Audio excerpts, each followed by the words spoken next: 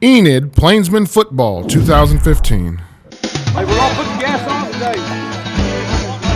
Plainsmen Football, getting it done. Plainsmen Football, where preparation is repetition. Ready to go. Enid Plainsmen Football, we don't get tired. Plainsmen Football, effort, technique, and how we treat one another. Those are the things we're going to be great at. When people look at videos, they're going to see those three things. Now, from the Enid Television Network studios, here's head coach Steve Hayes with Steve Kahn. Wrap up, good tackle. Welcome to Plainsmen Football 2015. I'm Steve Kahn, joined here with Plainsmen head coach Steve Hayes. Coach, you go away with a tough loss. You're 0-4, final score 37-28. As a viewer, as a participant, as someone who loves high school football, and I'm watching the game, I just see that in my little narrow-minded mindset, you're so close to putting it all together. Yeah, I agree. So what is your assessment? That's my non-coaching assessment of how close you are in all different aspects of the game. How do you give that assessment? I was real pleased with how Darian played at quarterback. I think as the game went on, he just continues to get better. He's a young kid who now has played eight quarters of varsity football as a sophomore, and you can definitely see that every time he runs on the field, he improves in some way. And what's pretty amazing is his second starting game as a sophomore, he broke Clint Shelf's passing yards in a single game record. He threw for 385 Friday night, which I think is pretty amazing. And then we had another young man that broke a record that stood for 20 years as far as the most yards receiving in a game, in Bryant Petty. He had 214 yards and broke the previous record by about 15 And those yards. are the pieces that, as an observer, as someone enthusiastic about high school ball, you see those performances and you say, you might be hitting on 6.5 of the 8 cylinders. It's just so close, so close. And I'm sure you sense that on the sidelines with all the coaches and players that everybody said, we're so close, we just got to get it all together. I agree. When you look at the kind of the trajectory of improvement, our first two games offensively, we had about 200 yards each game, that's poor. Sure. And then last week we had about three. Darren's first start, we had about 340. And then this week we had over 520 yards of offense, which is really where we need to be. And so, I was really happy about that. I feel like our kids are getting it. Even with our game plan installed this morning, there was a whole lot less teaching because kids already knew what we're doing. And I think that's a big part of it is the kids are learning it. They're finally figuring out what it is they're supposed to do and doing it consistently. Boy, I thought our defense for the first three and a half quarters played lights out. We had so many kids running the football and physical, and I think they only threw for like 40 yards total passing, and really we shut their run game down for the vast majority of the game. Now, offensively, we're still starting slow. We had 520 yards, but we had very few in the first quarter. We had a pick six in the first quarter on our second drive, which was a credit to their size and athleticism. Kid about 6'6", picked off a pass at the line of scrimmage that we're trying to throw to the perimeter and return it for a touchdown. And we got to eliminate those extra points that we're given each week. We've done that each game, and that was kind of the difference in the game as well. I think in the fourth quarter, some of the things we get to coach this week we haven't got to coach yet is we had two opportunities to go take the lead. We had a 4th and 1 on their 10-yard line with an opportunity to go take the lead if we end up scoring there.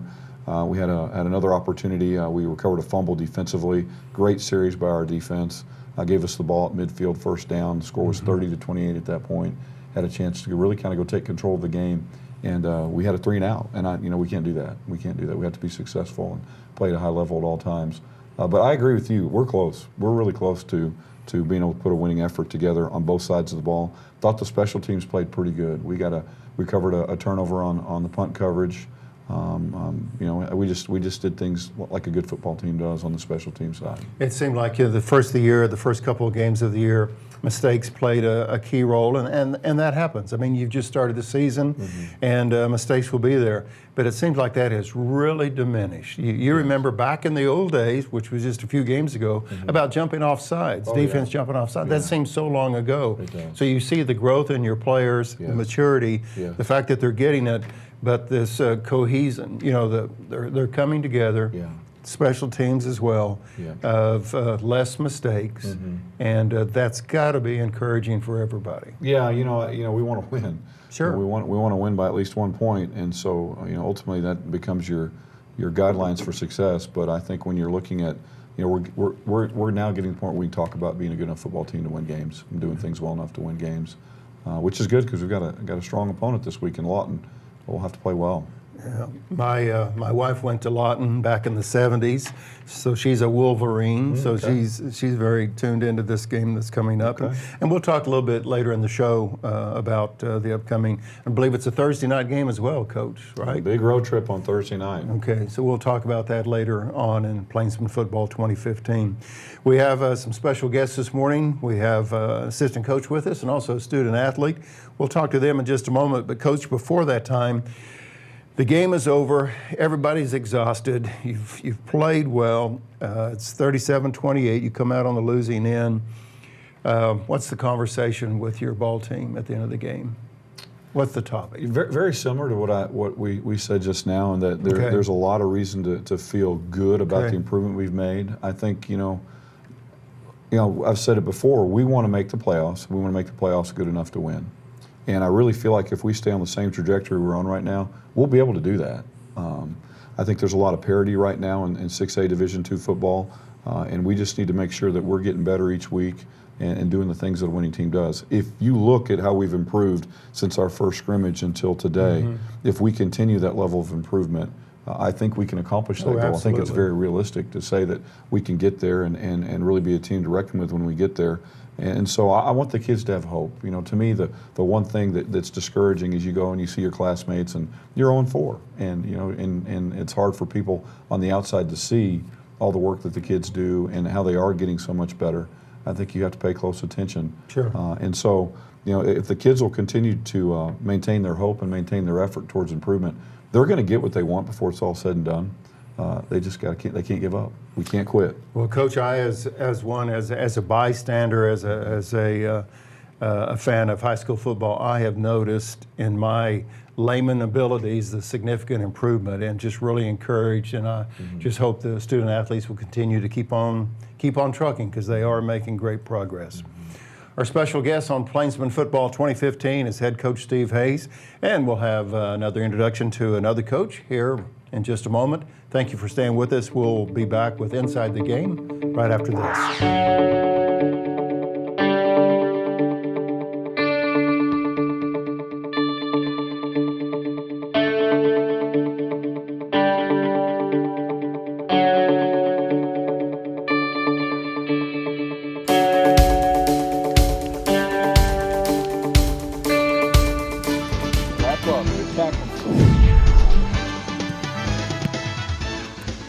Welcome back to Plainsmen Football 2015. I'm Steve Keim, joined by head coach Steve Hayes. We're at the Inside the Game segment of our show, and we've now just been joined by Coach Trevor Rubley. Trevor, thank you for joining us on Plainsmen Football.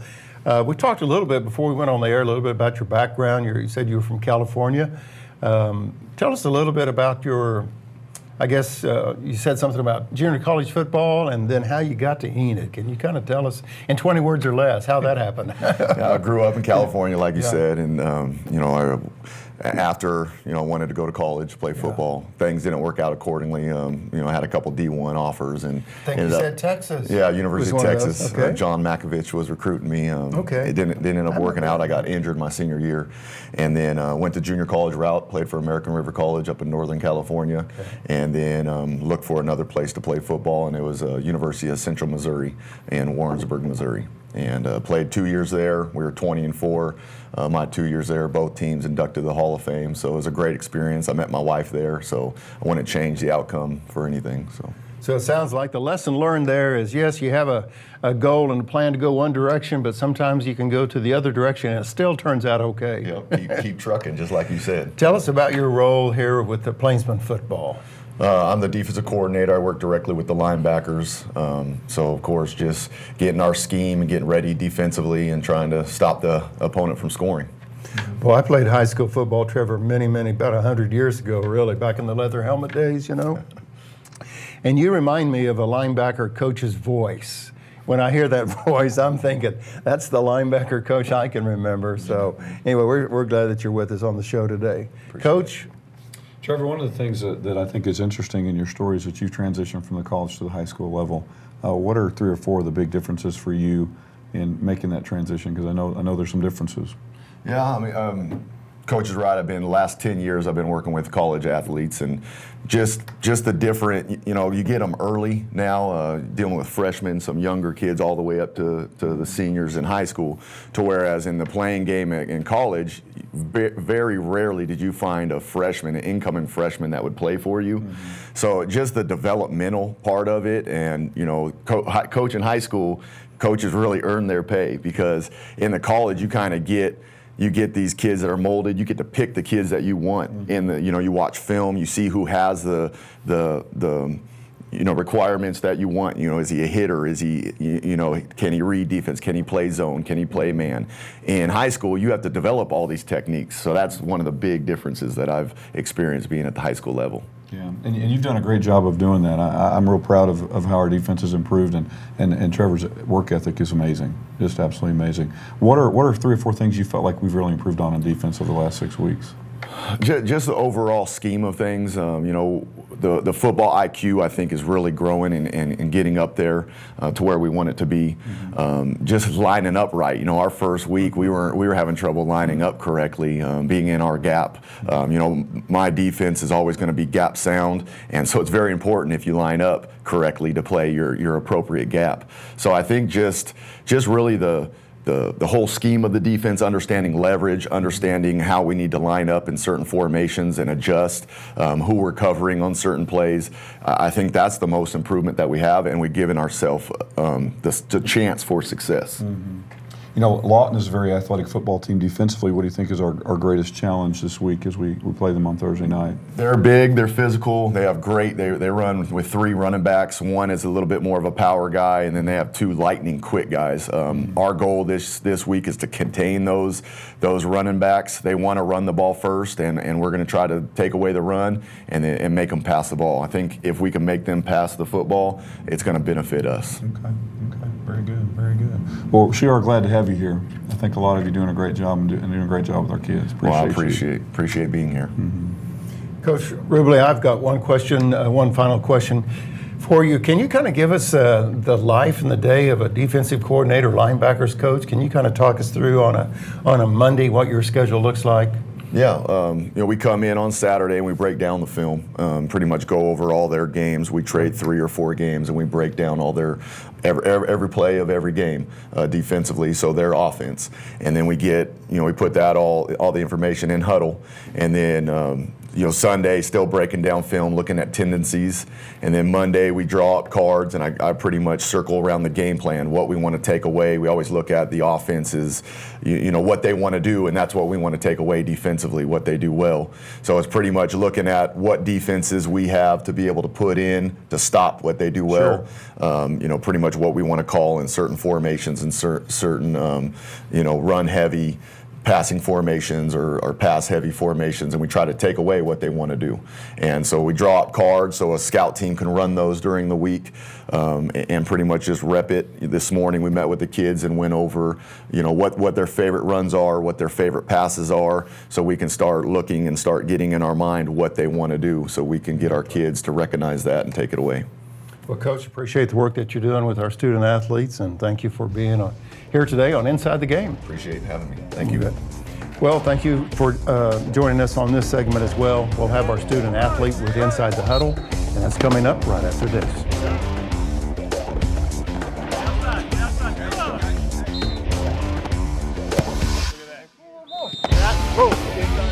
Water break!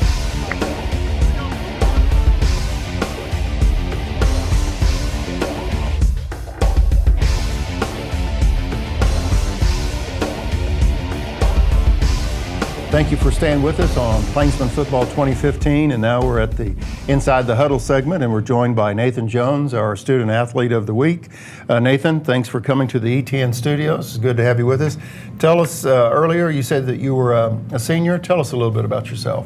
Well, I'm a senior at Enid High School, and I've been playing football pretty much all my life since I could start, from flag football, moving on up to tackle, 3rd and 4th grade. I was a really standout in EGRT. And then going on into middle school, I was trying to figure out, what position I was really going to play. And it was like quarterback or linebacker. And I kind of dropped the quarterback because that's where I really played a lot in EGRT. And so I played linebacker from EGRT all the way up to high school. And now, heading into my senior season, looking forward to just having a lot of fun and trying to get it done right. What's the balancing act that you have with schools? You were talking about chemistry class earlier, and excelling on the football field. What kind of challenges does that present to you? Well, you have to keep your grades right. You have to keep it right on the field and keep focused on what you're doing. You don't want to lose track on school and then get caught up in football, or you lose your grades and stuff like that. And you just have to really keep focused on everything. Does the word discipline come in there somewhere? Yeah, you got to stay disciplined. You got to stay focused on everything. Very good. Well, we're glad that you're here, Coach. Nathan, you have had a pretty amazing story, in my opinion. When I got here, you were in a lot different place than you are today. You've overcome some things. Why don't you tell the viewers some of the obstacles that you have overcome? Because I think it's pretty amazing to hear. You're playing at such a high level, probably our top linebacker right now. What you've come from to do that. Well, the biggest obstacle that I've had to overcome was tearing my ACL last year during a homecoming game against Bartlesville. It was on September 18th during the second quarter, a little bit before halftime. We were going on to kickoff, and I was just running down the field, and then next thing you know, I just feel a pop and a snap in my left knee, and I go down pretty hard and just start grabbing that knee, and really, it's probably like one of the biggest things that I feared on the football field was to, go down to a season-ending injury. And then on top of that, just having to go through all the rehab, and you hear the stories of all these high top players that go through it, and they make it look like it's it's like a breeze. And then you get in there for yourself, and it's like whole hard working process that you have to go through. And I went to rehab for about 6 months. And during that time, it was 3 days a week. Then it went on to 2 days a week, just really strengthening that knee, getting it back to being stable and stuff like that. And it's probably one of the most life-changing things I've had as a football player. Sure. And I'm just thankful for God that I was able to get out there and get it done and get it fixed and be able to come back as soon as possible, because I'm glad to be here. Yeah, you appreciate you getting to play a little bit more now? Yeah, I appreciate that I get to play a lot more. So it's nice to be out there playing varsity football last year. Got cut short, so I would have loved to play last year as more as I can now. So. Sure. Well, it's good to have you back. You also overcame an emergency surgery in the spring as well, during spring football. About that. Yeah, got to mention that. I had appendix surgery in May from a little stupid accident. Yeah, that's pretty good. What do you plan on doing when you graduate? Well, I plan on going to Autry. I talked to a little counselor over there, getting into that welding business. Good. I'd like to get in there and make some money. So I heard I get 3 years for free or something. So I'm looking to check that into that in February. You get to sign up, so I'm hoping to do that. Well, I'm just gonna endorse you right now. In the next 2 years, if you need a good welder, this will be your guy. He's pretty awesome. And then finally, what do you feel like you've improved on the most as a player? The most I've improved on is probably being more disciplined, sticking with the game, sticking with all the things that you're being told as a player, listening to the coaches, everything they tell you, putting in that work that you do through the summer and into the fall, and just really bringing it onto the field and stuff like that from the school work you do and get it done, and trying to just really make it the best I can this year. Yeah, you bet. We've done a great job. Boy, I tell you what, his recovery and the way he moves now and the impact he makes on the field, both as a leader and as a player, is outstanding. Big reason we've improved. Coach, this segment, and ladies and gentlemen, our segment is called Inside the Huddle. So my question to Nathan is, when you're in the huddle, what are some of the conversations? You don't have to be play-by-play of those conversations, but I mean, what people are wondering, what's going on? Well, they're trying to get you focused and hyped, and really, you want to go lay the impact on them first. You want to be the first one to give them the hit, deliver the hit first, so they know that this is real. We're coming to win. That you came to play. Came to play. Is there anything humorous that ever takes place in the huddle? No, I don't really think so. It's all business. It's all business when we get in there. Sure, I understand. Well, Nathan, wish you well as a student athlete. Thanks for joining us on Inside the Huddle today. And we look forward to having you come back and join us here at the studio. Good. And our special guest again is Nathan Jones, our senior here at Inside the Huddle. We have a new segment coming up. It's called You Make the Call, and we'll talk with Coach Hayes about him making that call, and we'll do that right after this.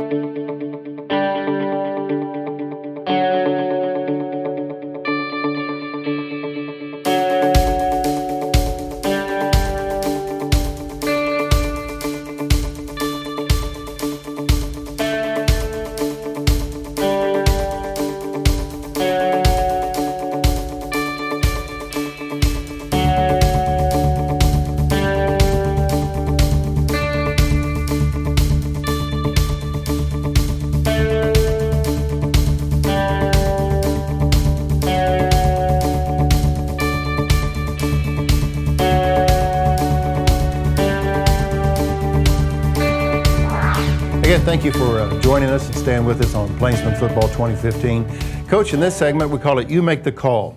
And as a viewer, you watch a lot of ball games and you see teams, they do an onside kick or it's 4th and 1. They decide, they're in punt formation, but they go for it, or they've scored a touchdown and they're lined up to go to kick it, extra point for 1, but they go for 2. So when you make the call, let's talk a little bit about the onside kick mindset. Okay. I guess it's the catching the other team, I guess, in a surprise. Sure. The idea is get the ball back quick. But you know, every once in a while, and I say this in the professional level, you'll see to just start a game or a second half, a pro team will do an onside kick, which is totally out of place to me. You bet. What goes into a coach's mind when you're thinking onside kick? Is it to get the ball back quickly? You at the end of the game, you want to find as many ways as you can to steal possessions from the opponent, whether it be through a turnover, a fake punt, onside kick.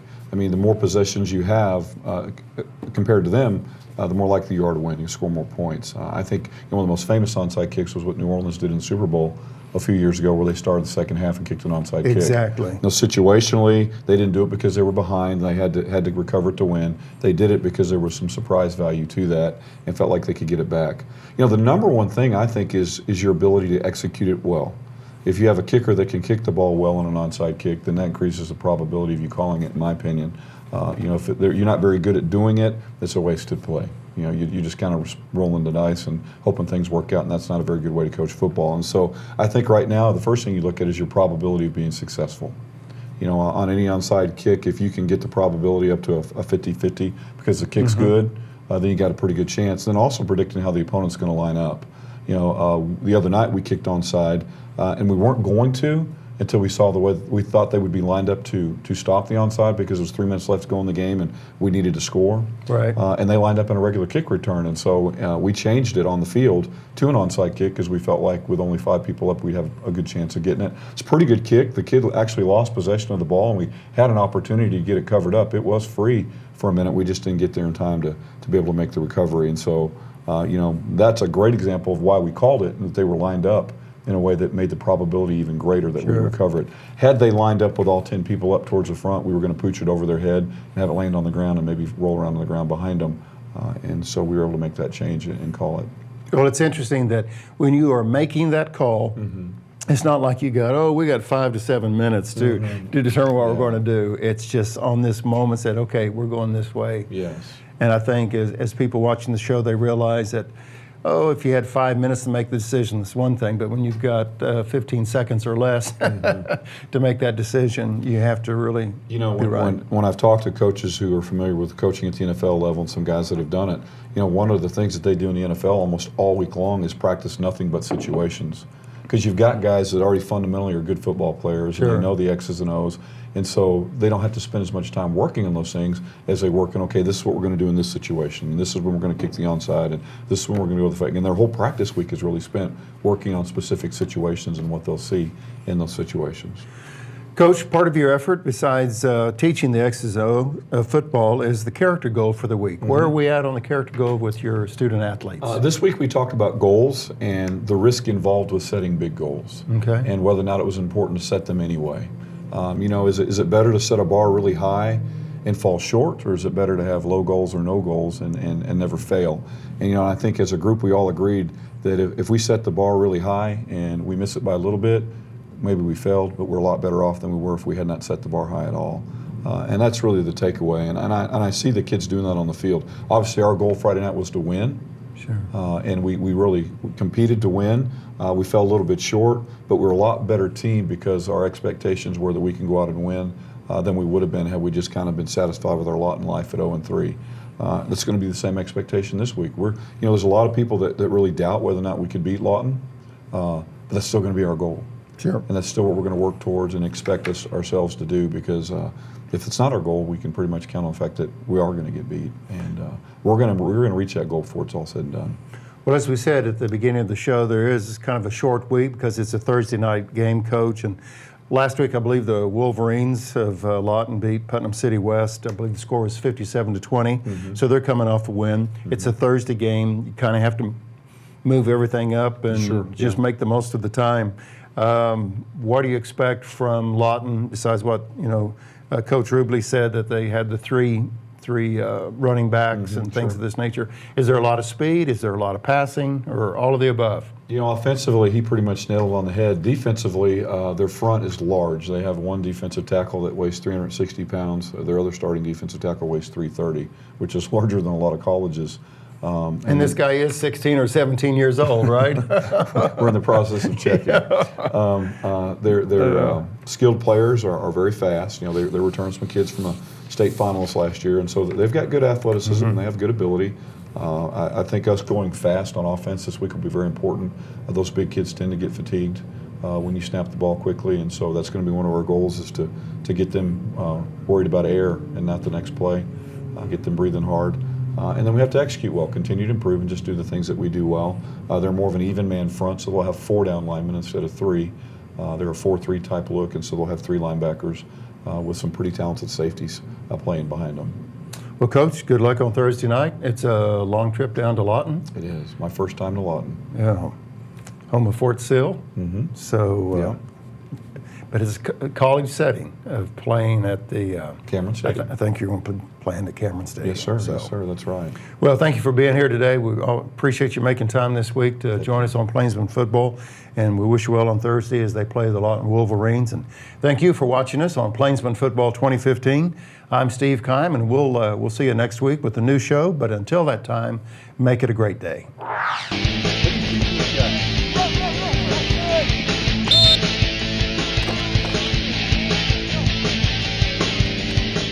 We'll see you next week with another insightful show with Enid Plainsmen head football coach Steve Hayes. Go, ready. Inside out.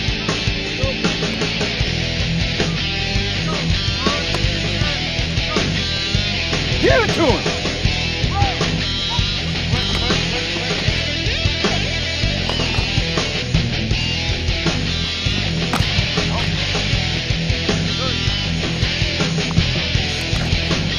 Good job, partner! Go!